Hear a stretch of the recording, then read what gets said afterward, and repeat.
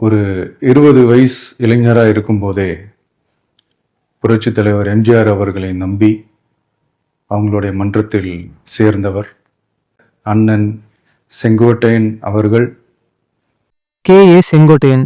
இப்போ ரீசெண்டா நிறைய இடத்துல இந்த நேம் கேள்விப்பட்டிருப்பீங்க. அச்சோ, அவரா பயங்கரமானவராச்சே. அவர்ல கொஞ்சம் ஜாக்கிரதையா இருங்கப்பா. இவரை பத்தின ஒரு சின்ன ஸ்டோரி பார்த்துடலாமா?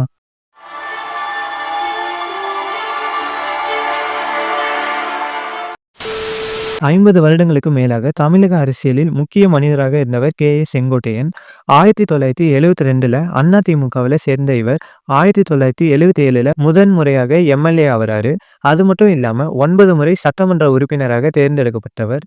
அதிமுகவில் ஜெயலலிதாவின் நம்பிக்கைக்குரியவராக இருந்த செங்கோட்டையன் போக்குவரத்து, வேளாண்மை, ஐடி, பள்ளிக்கல்வி என பல அமைச்சர் பதவிகளில் இருந்திருக்கிறார். இவரோட நேம் எதனால இப்போ ரீசெண்டா ட்ரெண்ட் ஆயிட்டு இருக்குன்னா, 1972ல இருந்து 2025 வரைக்கும் கிட்டத்தட்ட 53 வருடங்களாக அதிமுகவில் இருந்த இவர் இப்போ அதை விட்டு விலகி தமிழக வெற்றி கழகத்துல சேர்ந்திருக்கிறாரு.